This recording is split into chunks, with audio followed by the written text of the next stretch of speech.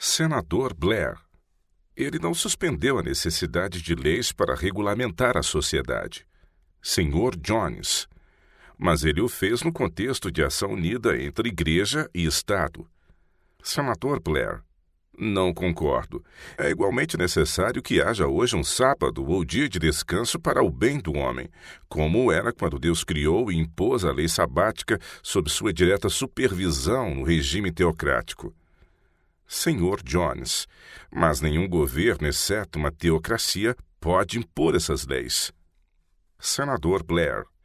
Então, a menos que tenhamos uma teocracia, não teremos um dia de descanso. Senhor Jones, o que não teremos são leis que regulem o dia de descanso, seja ele o sábado ou o domingo.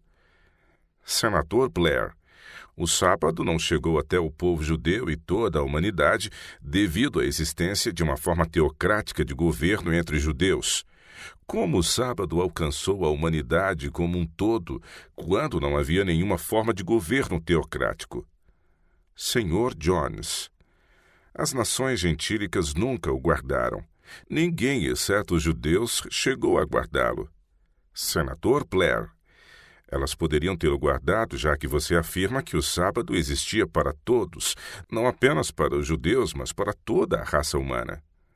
Senhor Jones, por certo, mas se essas nações não o guardassem, ele não lhe seria de nenhum bem. Senador Blair, então ele não existia para o bem? Senhor Jones, claro, uma coisa pode existir para o meu bem, mas posso rejeitar fazer uso dela, assim como milhares o fazem em relação à salvação oferecida por Cristo. Senador Blair, eu estava aceitando como verdadeira a sua declaração de que o descanso sabático era realmente para o bem de todos e não somente dos judeus. Senhor Jones, sim, eu disse que ele era para o bem do homem. O Salvador afirmou que o sábado era para o bem do homem.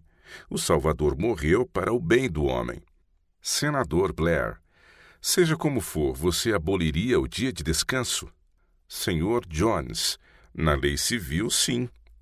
Senador Blair, você aboliria qualquer tipo de sábado da prática humana que possa existir em forma de lei, a menos que o indivíduo aqui e ali achasse apropriado observá-lo?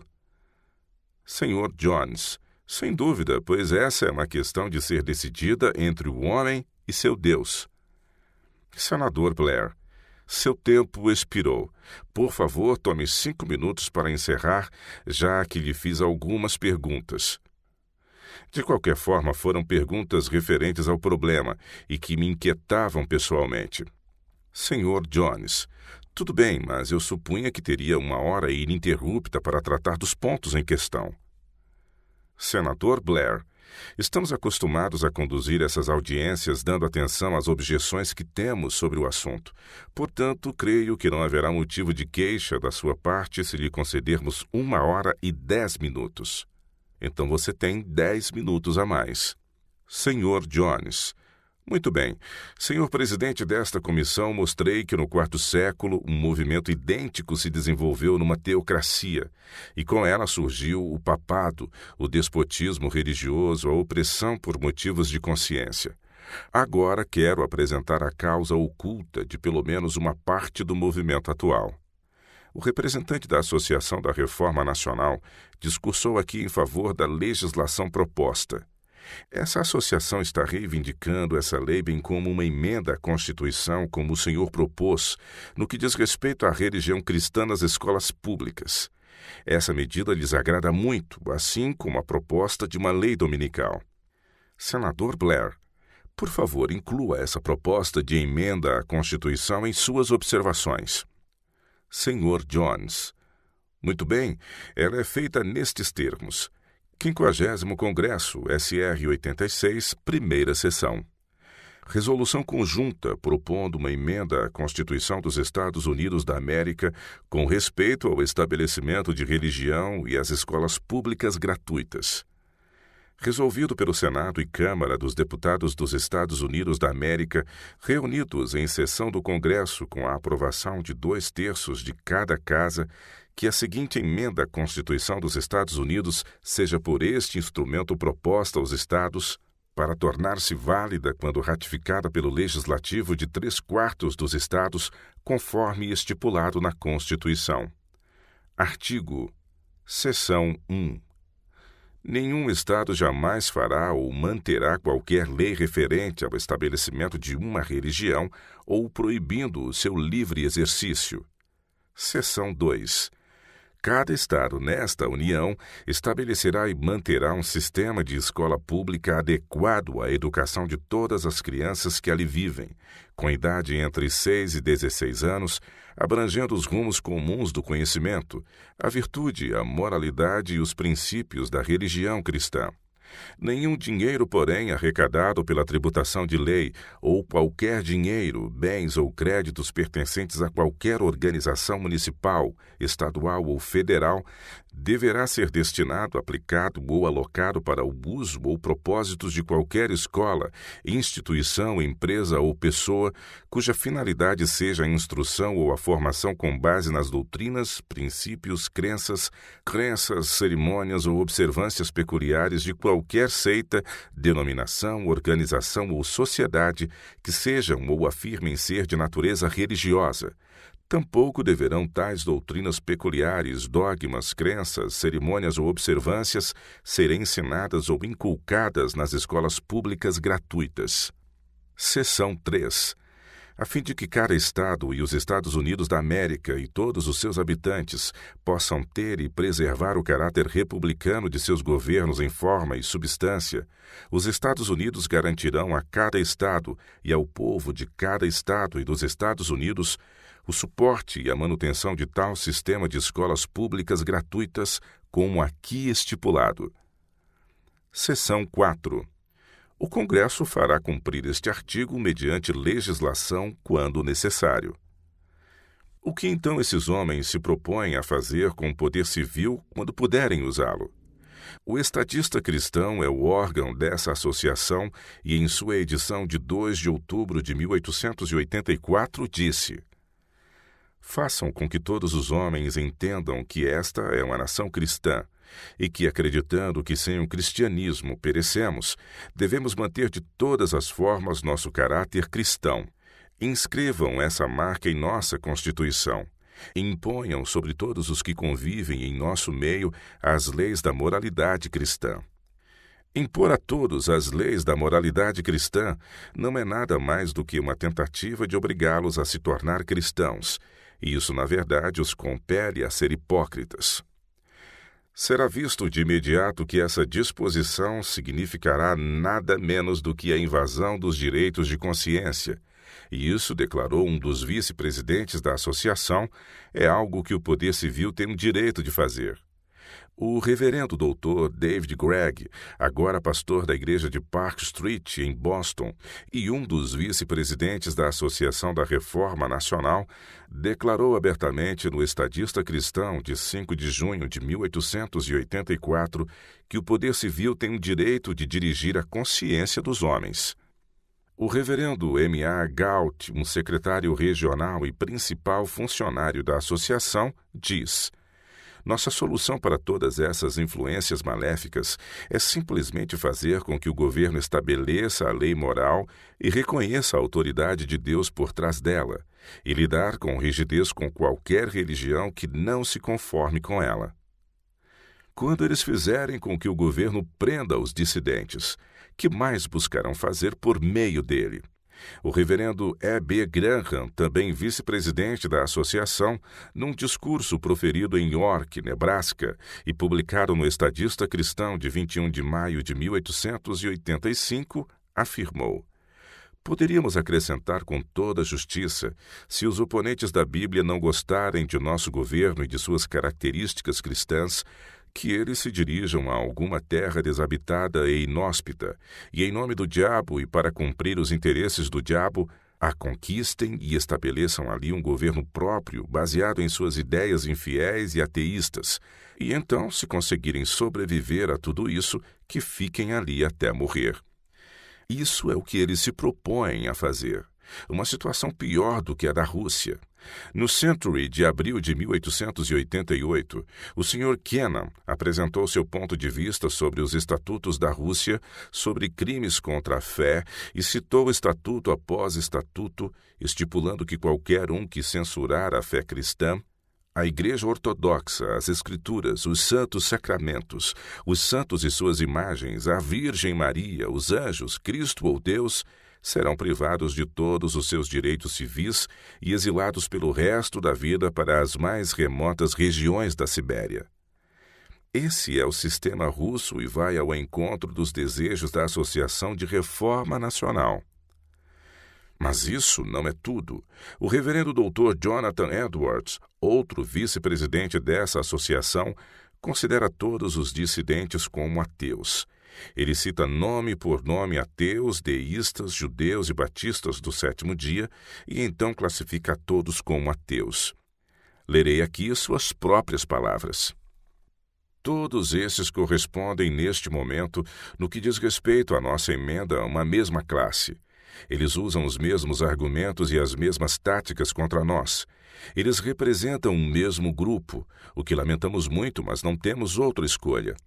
O primeiro grupo citado é o líder em descontentamento e protestos, os ateus, para quem nada é maior ou mais sagrado do que o homem e nada sobrevive ao túmulo.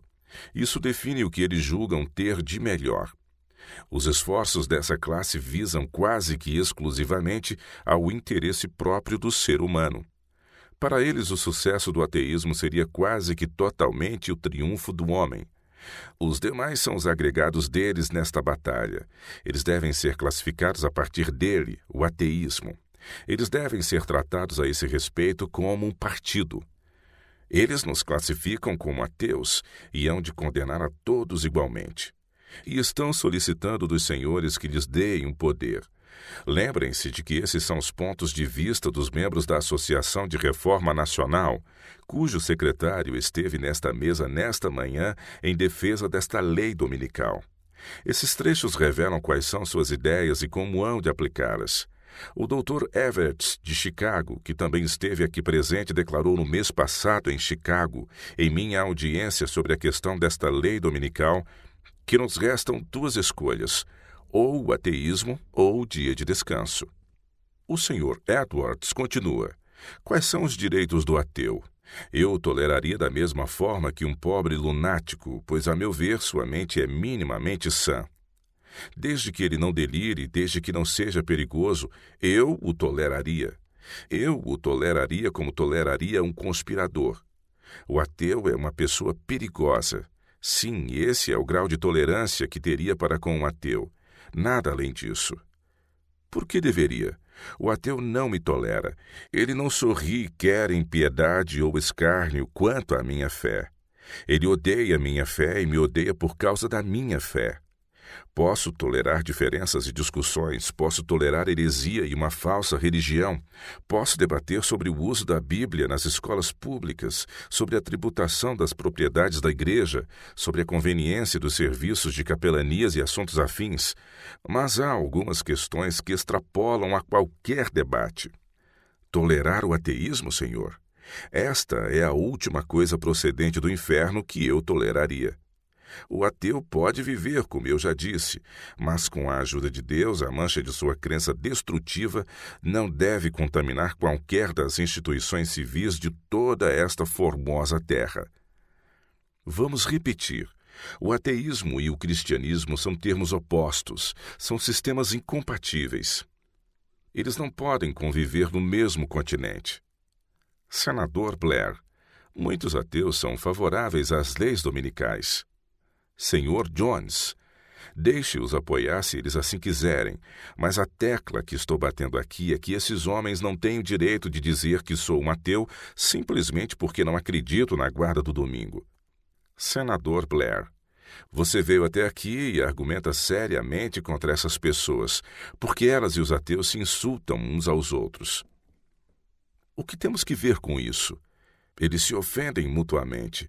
Tal atitude é pior no cristão do que no ateu, já que o cristão tem algumas regras que orientam sua conduta que faltam aos ateus.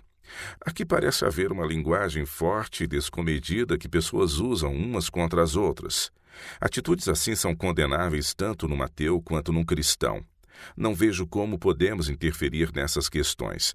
Mas se você pretende argumentar contra este projeto de lei, porque essas pessoas tratam com desdém os ateus, respondo-lhe dizendo que muitos ateus estão a favor deste projeto tanto quanto aqueles que os ofendem.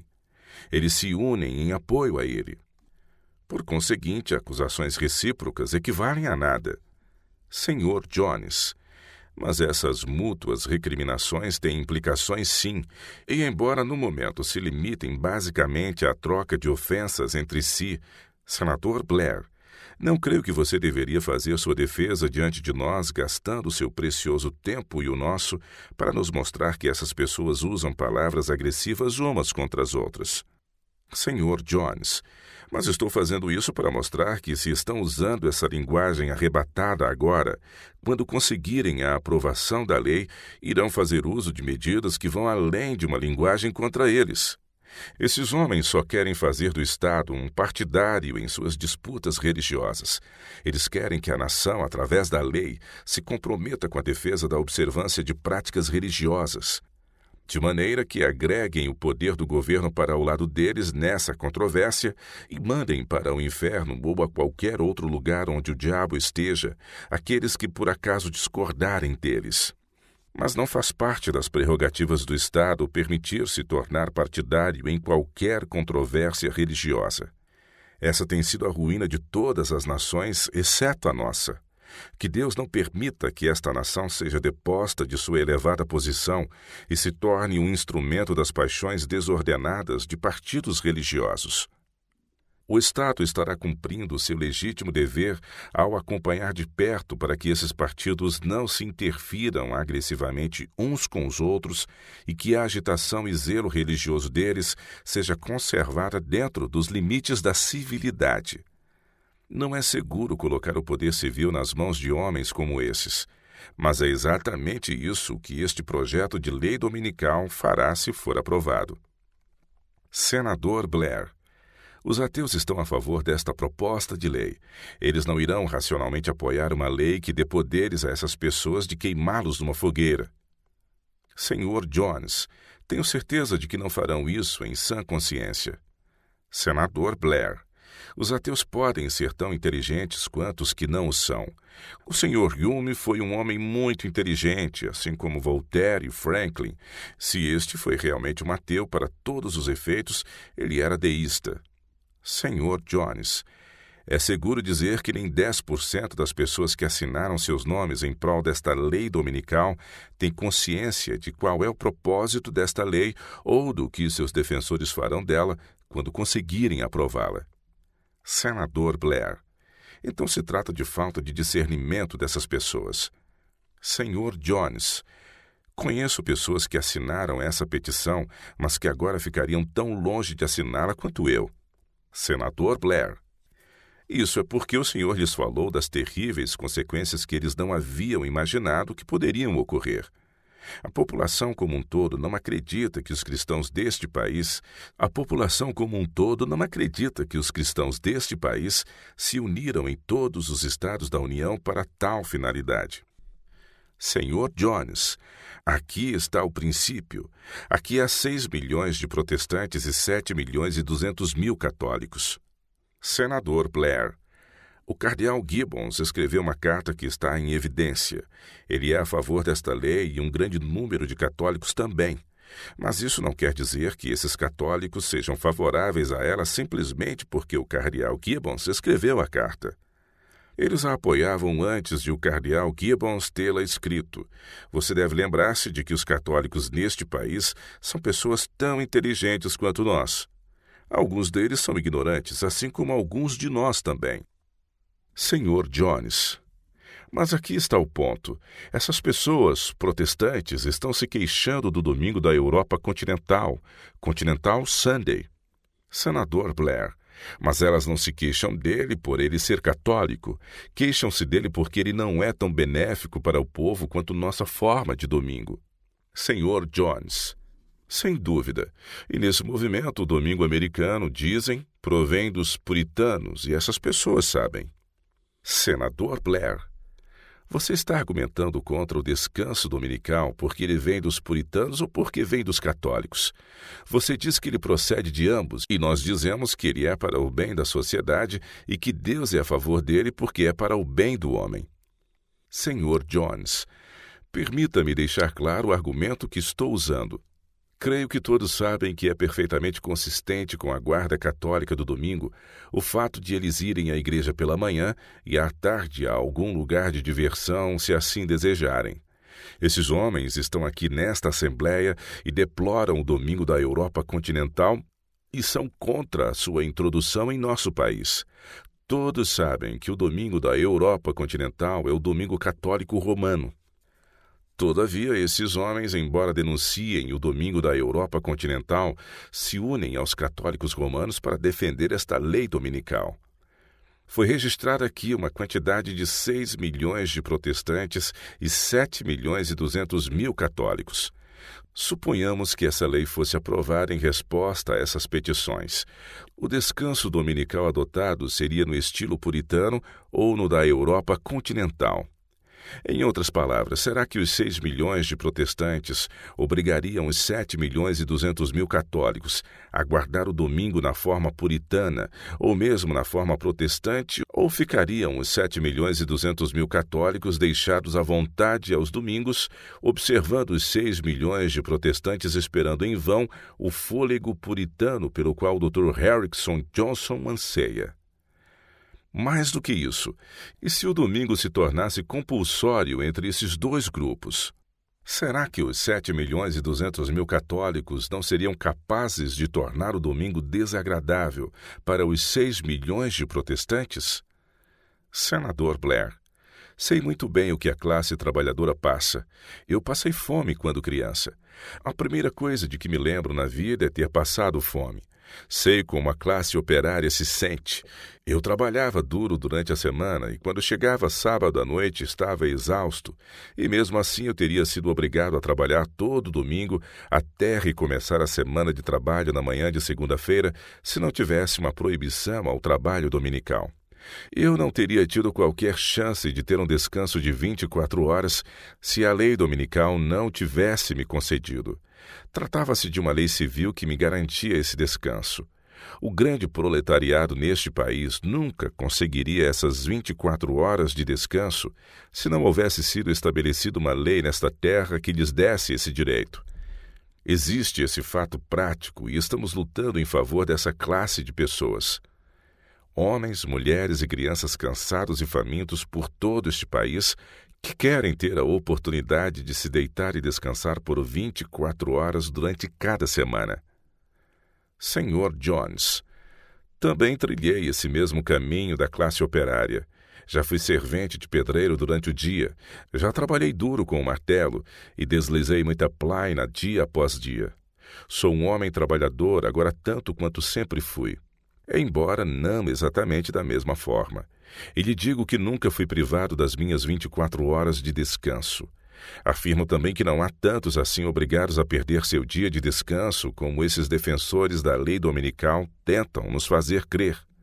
O Dr. Crafts disse noite passada em assembleia que havia entrado em contato com pessoas de todas as nações, menos 2, e conforme suas palavras, ao redor do mundo ele não pôde encontrar um homem que houvesse sofrido perdas financeiras por recusar-se a trabalhar no domingo. Mas muitos têm alcançado ganhos graças ao sacrifício consciencioso. Foram dados muitos testemunhos na Convenção de Chicago no último mês sobre situações semelhantes neste país. E na convenção ora reunida nessa cidade, o distinto Sr. Dingley, membro do Congresso proveniente do Maine, disse noite passada que a classe trabalhadora norte-americana está indiferente aos esforços feitos nessa direção. Senador Blair, ele está equivocado a esse respeito. O Sr. Dingley não sabia do que estava falando quando fez essa afirmação. Sr. Jones, ele disse ter investigado o assunto. Senador Blair, eu investiguei o assunto e digo que o Sr. Dingley estava simplesmente elaborando em erro. Sr. Jones, O Dr. Crafts disse nesta manhã que ele falou por 2 horas numa convenção de operários em Indianápolis, respondendo às suas perguntas, e que no final de 2 horas eles endossaram esse movimento. Se eles estão clamando por isso, se estão arrancando os cabelos por isso, como pode ser possível que ele tivesse que falar por 2 horas para convencê-los de que o movimento era legítimo? Senador Blair, use a declaração dele por completo, se você de fato a usou no mínimo que seja. Ele disse que eles estão clamando por isso. Senhor Jones, então por que foi necessário falar com eles por 2 horas? Senador Blair, então você simplesmente diz que ele não estava falando a verdade? Você está desacreditando a testemunha? Senhor Jones, sim. Senador Blair, você diz que talvez ele não estivesse falando a verdade, e isso é tudo. Creio que ele estava certo. Senhor Jones. Mas as duas coisas não se harmonizam corretamente. Se eles estão clamando por essa lei dominical tão avidamente, certamente não teriam sido necessárias 2 horas para convencê-los a essa causa. O fato é que a classe operária não está reivindicando isso. Grandes esforços estão sendo feitos para fazer com que assim pareça. Mas os cavaleiros do trabalho nunca deram qualquer passo nessa direção, exceto quando solicitados pelo Dr. Crafts. Este projeto de lei mal havia sido apresentado na última primavera, antes de o Dr. Crafts ter feito uma viagem para Chicago e outras cidades, pedindo o endosso dos cavaleiros do trabalho. Em vez de eles solicitarem esta lei dominical, eles primeiramente foram solicitados ou convencidos a solicitar tal lei. O objetivo dela teve de ser explicado, objeções foram respondidas antes mesmo de serem convencidos a apoiá-la. O propósito da petição em favor deste projeto de lei foi esclarecido pelo Dr. Crafts ao Sindicato Central do Trabalho de Nova York, de quem recebeu o apoio. O Sindicato Central do Trabalho engloba um grande número de organizações trabalhistas, e o Sindicato Cristão, Christian Union, declara que o Sindicato Central do Trabalho é uma organização radicalmente socialista. Isso por si só não seria particularmente importante, não fosse o fato de que os argumentos que o Dr. Crafts apresenta a essas organizações em busca de seu apoio são totalmente socialistas. Mas isso não se limita apenas ao Dr. Crafts. Outros líderes do movimento também defendem os mesmos princípios. O Dr. Crafts esteve na Assembleia Geral dos Cavaleiros do Trabalho de Indianápolis no último mês para fazer com que os delegados ali endossassem a petição em favor da aprovação deste projeto de lei dominical. Ele se referiu a isso em seu discurso feito aqui nesta manhã. Parte de sua preleção foi dedicada a esse grupo e outra parte aos maquinistas ferroviários. Um relato do seu discurso em Indianápolis foi impresso no Jornal da União Trabalhista, Journal of United Labour, o órgão oficial dos Cavaleiros do Trabalho da América, edição de quinta-feira, 29 de novembro de 1888. Isso foi o que ele lhes disse. Tendo lido e relido atentamente a Declaração de Princípios, bem como a Constituição dos Senhores, e tendo observado com interesse os corajosos, porém conservadores esforços de seu líder, o Sr. Terence V. Powderly, contra a intemperança e outros grandes males, tenho-me visto tão de acordo com vocês que quase me decidi a me tornar um cavaleiro do trabalho. Se isso não ocorrer, será apenas porque creio que posso promover seus princípios melhor como um aliado de fora. A seguinte pergunta foi feita por um dos cavaleiros. Não seria a melhor maneira de parar os trens aos domingos, fazer com que o governo assuma o controle do sistema ferroviário como um todo, conforme defende os cavaleiros? O Dr. Crafts respondeu, eu acredito nisso. Talvez a melhor maneira de começar a discussão sobre o controle governamental durante os 7 dias da semana é debater esse projeto de lei regulamentando o controle governamental durante um dia. Se as ferrovias recusarem o pouco que pedimos agora, as pessoas demonstrarão a maior prontidão para assumir o controle completo. Os Cavaleiros do Trabalho defendem a doutrina de que o governo deve ter o controle sobre todas as ferrovias do país e contratar os homens sem ocupação do país com salários normais do setor e administrar o sistema ferroviário como administra no momento o Departamento dos Correios, independentemente de lucros ou prejuízos por parte do governo. Foi essa a perspectiva que motivou a pergunta acima. O Dr. Crafts se propõe a defender os interesses dessa instituição mediante a solicitação de seu apoio no que diz respeito a este projeto de lei. Em outras palavras, se eles ajudarem os promotores da lei dominical a conseguir que o governo assuma o controle das ferrovias por um dia na semana, esses promotores então ajudarão os cavaleiros a conseguir o controle governamental sobre o sistema ferroviário todos os dias da semana. Outra questão discutida tanto ali quanto na Convenção dos Maquinistas Ferroviários em Richmond, Virgínia, foi a seguinte: será que trabalhar um dia a menos não significa também um sétimo a menos de salário? A resposta foi a seguinte: a mesma quantidade de serviço ferroviário feita em 7 dias pode ser feita em 6 dias e com qualidade melhor por causa da melhor condição dos trabalhadores. Com esse argumento, os maquinistas teriam um respaldo para exigir e, se necessário, obrigar a companhia ferroviária a reajustar o esquema de pagamentos de tal forma que os homens recebam tanto quanto no presente. Ou seja, o Dr. Crafts e os ativistas em prol da lei dominical se propõem a cooperar com os operários ferroviários no sentido de obrigar os empregadores a pagar um salário de 7 dias de trabalho correspondente a uma semana de 6 dias de trabalho. Tal pode ser comprovado pela seguinte petição enviada às casas legislativas dos estados, que está sendo circulada por toda parte com a solicitação deste projeto de lei. Tive acesso a ela na Convenção de Chicago. O Dr. Crafts distribuiu as petições a todos os presentes ali e ele está fazendo o mesmo agora na convenção desta cidade.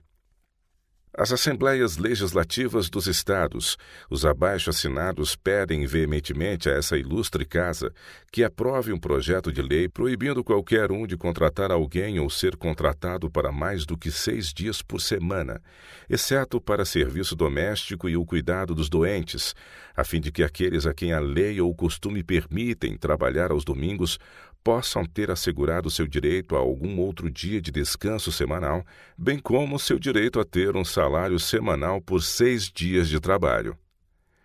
Uma semana consiste em 7 dias. Um salário semanal por 6 dias de trabalho corresponde a um salário de 7 dias para 6 dias de trabalho. Essa petição solicita que as assembleias legislativas de todos os estados aprovem uma lei que proteja o direito dos empregados de receber um salário de 7 dias correspondente a 6 dias de trabalho. Ninguém neste mundo tem direito de receber um salário de 7 dias por 6 dias de trabalho. Se uma pessoa tem direito de receber um salário de 7 dias por 6 dias de trabalho, então ela tem o mesmo direito de receber um salário de 6 dias por 5 dias de trabalho, ou um salário de 5 dias por 4 dias de trabalho, ou um salário de 4 dias por 3 dias de trabalho, ou um salário de 3 dias por 2 dias de trabalho, ou um salário de 2 dias por 1 dia de trabalho, ou ainda um salário de 1 dia por nenhum dia de trabalho. Isso é exatamente o que está sendo proposto aqui. Ou seja, ao se propor que se pague um salário de 7 dias por 6 dias de trabalho, está se propondo pagar um salário de 1 dia por nenhum dia trabalhado. Mas se alguém tem o direito a um salário de 1 dia por não fazer nada, por que a necessidade de definir um dia específico para interromper o trabalho? Por que não levar isso às últimas consequências e pagar um operário um salário completo por qualquer outro dia que ele decida não trabalhar? Pode-se pensar que eu esteja interpretando mal o significado dessa petição. No entanto, se a petição solicita que ninguém seja autorizado a contratar uma pessoa por mais de 6 dias por semana, ela pode significar apenas que uma semana deve ser composta de 6 dias e que se deve pagar apenas um salário semanal de 6 dias correspondente a 6 dias trabalhados. Mas esse não é o significado da petição. Essa não é a intenção daqueles que estão tentando obter o apoio dos cavaleiros do trabalho ao formularem e fazerem circular esta petição. Gostaria de mencionar agora um episódio com o Dr. George Eliot, pastor da Igreja Metodista da Fundação nesta cidade, a igreja onde a Convenção Nacional do Domingo está sendo realizada. A igreja que agora se encontra adornada com 14 milhões de petições, as quais eles não possuem. Adornada, pelo menos em parte, com um cardeal multiplicado por 7 milhões e 200 mil vezes. O Dr. Eliot, enquanto falava em favor deste projeto de lei hoje de manhã, foi questionado pelo senador Call com as seguintes perguntas. Você propõe que o Congresso faça provisões para pagar as pessoas que trabalham para o governo e que estão isentas de trabalhar no domingo pelo serviço não prestado nesse dia? Dr. Eliot, espero que vocês deem a eles a compensação adequada. Senador Call, você propõe que a mesma quantia paga por 7 dias deva ser paga por 6 dias de trabalho? Dr. Eliot, sim, pela razão de acreditarmos que esses empregados podem fazer todo o trabalho a ser feito em 6 dias. E se fizerem todo o trabalho, eles devem receber o pagamento completo.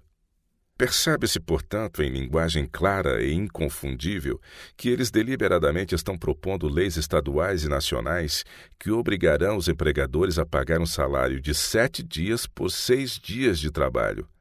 Isso é puro socialismo, é a própria essência do socialismo.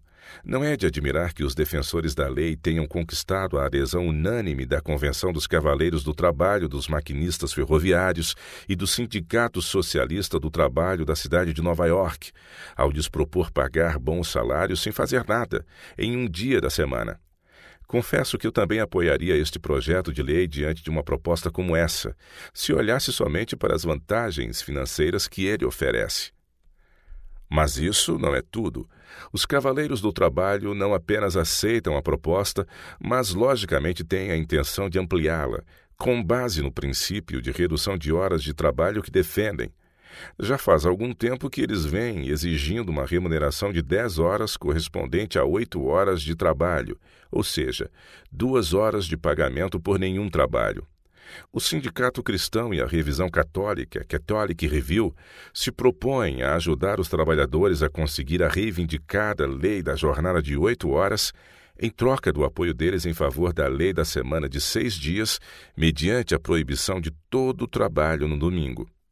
Os doutores Crafts e Eliot vão um passo adiante e pretendem assegurar o apoio dos trabalhadores por meio da promulgação de leis que obrigam os empregadores a pagar-lhes o salário total referente ao dia de domingo sem que façam nada. Mas os Cavaleiros do Trabalho não têm a intenção de parar por aí. A mesma edição do Jornal da União Trabalhista, Journal of United Labour, que publicou o discurso do Dr. Crafts, contém a seguinte nota editorial sobre esse ponto. Por que essa lei não deveria ser promulgada? Todo o trabalho realizado agora a cada semana poderia facilmente ser feito em 5 dias de 8 horas se fosse dado emprego a homens desempregados dispostos que agora andam pelas ruas. É um crime forçar uma parte da comunidade a se matar por excesso de trabalho, enquanto outra está sofrendo de privação e fome sem nenhuma oportunidade de trabalho. O discurso do reverendo Crafts, publicado em outro lugar, fornece abundante argumentação acerca de como a lei poderia ser posta em vigor. Assim, enquanto os defensores da lei dominical propõem pagar um salário semanal por 6 dias de trabalho de 8 horas cada, alegando que todo o trabalho que agora é feito em 7 dias pode ser feito em 6, os Cavaleiros do Trabalho, por sua vez, propõem estabelecer um salário semanal por 5 dias de trabalho. Eles argumentam que, ao dar emprego a todos os homens desocupados, todo o trabalho agora feito em 7 dias pode ser feito em 5. E como disse o Dr. Eliot, se eles fizerem todo o trabalho, eles devem receber o pagamento completo.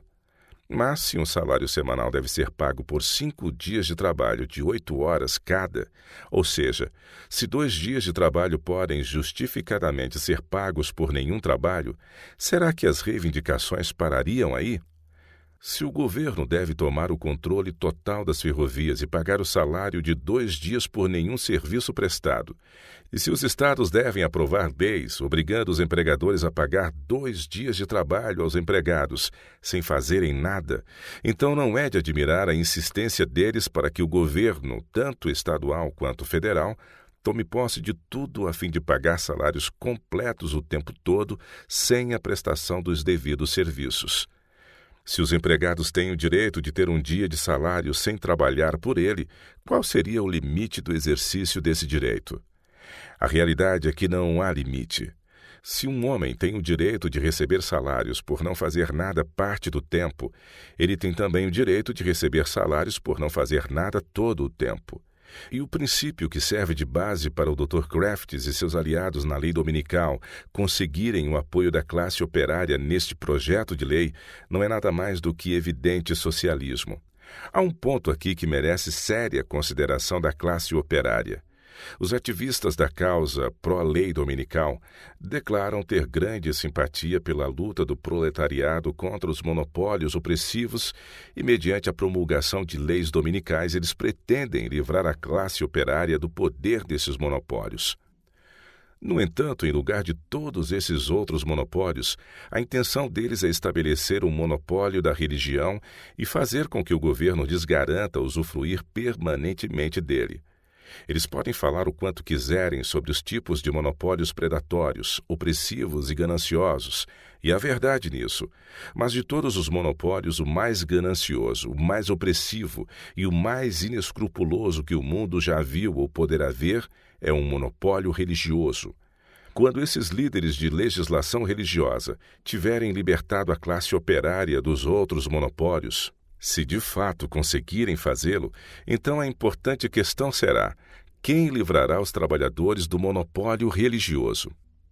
Senador Blair, se abolirmos a lei de descanso, privarmos os trabalhadores desse privilégio e dermos às corporações, aos proprietários de tabernas e a todos os demais total liberdade de arruinar esse descanso de 24 horas, os legisladores não terão dúvida se as pessoas desejam ou não esse descanso ou se têm necessidade desses legisladores. Sr. Jones, há muitas maneiras de ajudar os operários sem estabelecer um monopólio religioso e impor a todos alguma observância religiosa. Há outra questão que merece destaque aqui. Os que estão pedindo a lei e os que trabalham em prol dela são os que obrigam o povo a trabalhar no domingo. Na Convenção Dominical Estadual de Illinois, na cidade de Chicago, no último mês, declarou-se no primeiro discurso proferido ali: lembramo-nos de como os trabalhadores são obrigados pelas grandes corporações a profanar o domingo. A frase seguinte foi esta: nós também nos lembramos de que os acionistas e os proprietários dessas ferrovias são membros das igrejas e que eles se assentam nos bancos e inclinam sua cabeça na casa de Deus no domingo. Senador Blair, isso só mostra que há hipócritas neste mundo. O que isso tem que ver com este projeto de lei? Sr. Jones, vou chegar lá. Isso tem muito que ver com essa proposta de lei. Aqueles homens disseram que os acionistas proprietários das ferrovias agem dessa forma. E um ministro disse ali que o presidente de uma ferrovia lhe disse que havia mais solicitações de trens no domingo por parte dos pregadores do que de qualquer outro grupo. Senador Blair, então há muitos hipócritas entre os pregadores. Sr. Jones, exatamente, e o senhor mesmo reconhece isso. Confesso que tenho a mesma convicção que o senhor e não posso contestá-lo nesse ponto. Senador Blair, de fato reconheço que tudo isso pode ser verdade, mas se for de fato verdade, esse assunto não diz respeito ao ponto em questão. Sr. Jones, se esses pregadores e membros de igreja não estão dispostos a observar o domingo em obediência ao que dizem ser o mandamento de Deus, será que vão guardá-lo em obediência ao mandamento do Estado? Senador Blair, certamente aqueles que trabalham arduamente necessitam de descanso. Os pregadores membros de igrejas e milionários podem fazer como desejarem. O projeto de lei em questão diz que o governo federal, participando da jurisdição do governo civil dos Estados Unidos, mediante concessão feita pelos estados e em virtude do controle que possui sobre o comércio interestadual, os correios, o exército e a marinha, fará uso dos poderes a ele concedidos pelos estados no que diz respeito à jurisdição e não introduzirá práticas que destruam o dia de repouso nos estados. Esse é o objetivo dessa legislação. Isso é tudo o que se propõe aqui. Trata-se simplesmente de uma lei cuja intenção é tornar eficientes as leis do descanso dominical no Estado e nada mais. Sr. Jones. Mas essas leis deverão ser impostas, se de fato forem, por aqueles que são fortemente a favor delas.